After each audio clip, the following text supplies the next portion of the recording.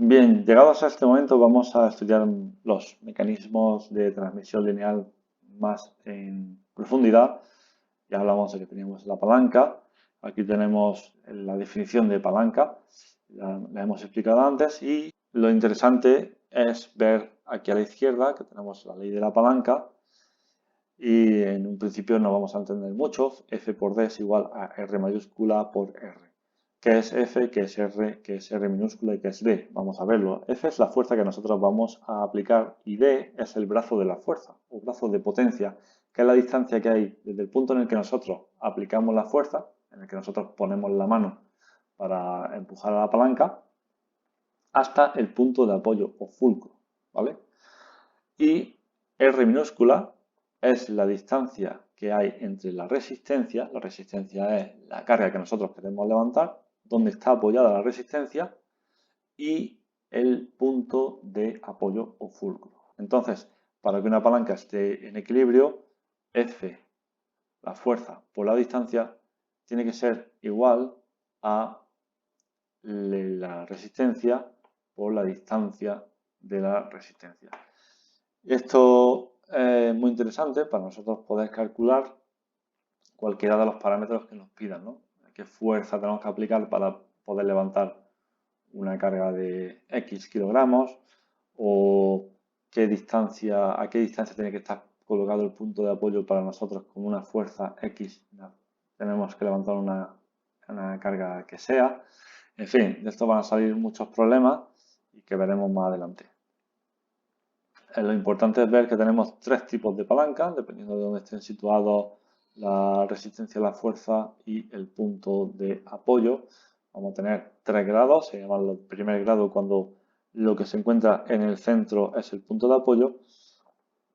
Los de segundo grado es cuando se encuentra en el centro la resistencia, entre el punto de apoyo y la fuerza. Y la de tercer grado es cuando la fuerza es la que se encuentra en el centro de la palanca, entre el punto de apoyo y la resistencia. En cuanto a las poleas, tenemos los tipos que veis aquí, en esta tabla. Tenemos en primer lugar, a la izquierda, la polea fija. La polea fija es simplemente una rueda que está unida al techo, fijada al techo, y con una cuerda, un cable alrededor de esta. De un lado de la correa vamos a tirar nosotros, aquí va a estar la potencia, y del otro lado pues vamos a tener una carga, ¿vale? A la que llamamos resistencia, la tenemos aquí, ¿vale? En este caso esta polea no tiene una ventaja mecánica, es decir, yo voy a tirar, por ejemplo, una fuerza de 6 newton y voy a levantar una carga de 6 newton, ni más ni menos. Entonces F es igual a R.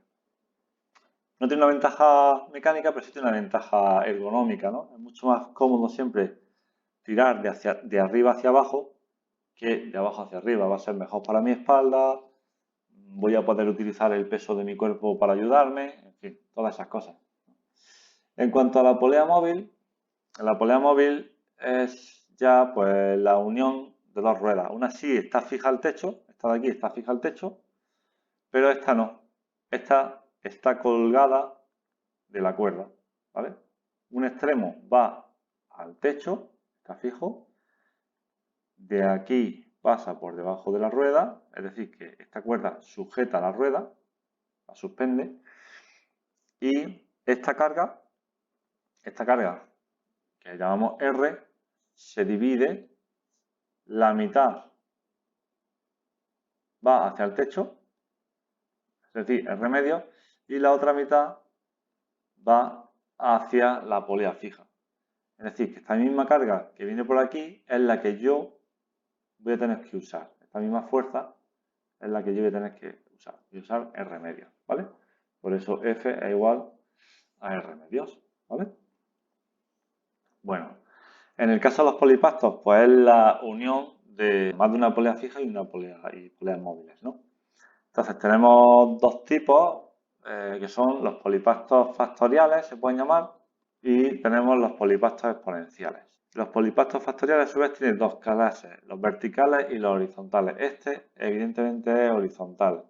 En esta tabla no he puesto ningún vertical, pero funcionan igual que los horizontales, ¿no? Tenemos una serie de poleas fijas, está fija al techo, esta también está fija al techo, como podéis ver. Y luego estas dos de aquí son poleas móviles, porque no están fijas al techo, están suspendidas de los cables.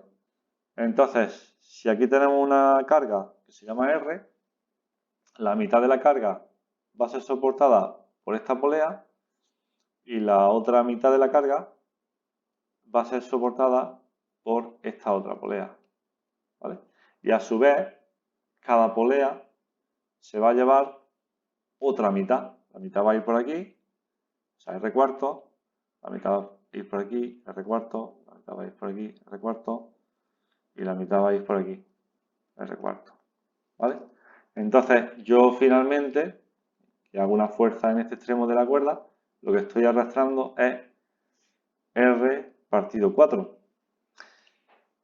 Si tuviera más poleas, en vez de R partido 4, estaría llevándome R igual a 2 por N, donde N es el número de poleas móviles, ¿vale? N es el número de poleas móviles. Ojo, solo las móviles. Aquí tenemos 4 poleas, 1, 2, 3 y 4, pero me refiero solo a las móviles, ¿vale? Estas de aquí abajo. Y por último tenemos el polipacto exponencial.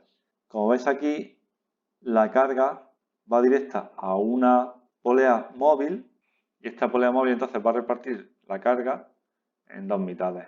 Esto es repartido 2, esto de aquí es repartido 2. Entonces, esta segunda polea carga R partido 2. Por lo tanto, va a repartir de nuevo esta carga en R partido 4 y R partido 4, la mitad para cada lado. La mitad de R medios es R cuartos. De nuevo, esta última polea de aquí, que también es móvil, va a repartir R cuartos en dos mitades. Entonces vamos a tener R partido 8 al techo y R partido 8 en la otra cuerda. Y yo voy a tener, entonces esta es de la carga de la que yo voy a terminar tirando. F va a ser igual a R partido 8, a R octavo. ¿Cómo se deduce esto matemáticamente? Pues que F es igual a R partido 2 elevado a N, donde N vuelve a ser el número de poleas móviles. Para terminar, quiero ver los sistemas de transmisión de giro.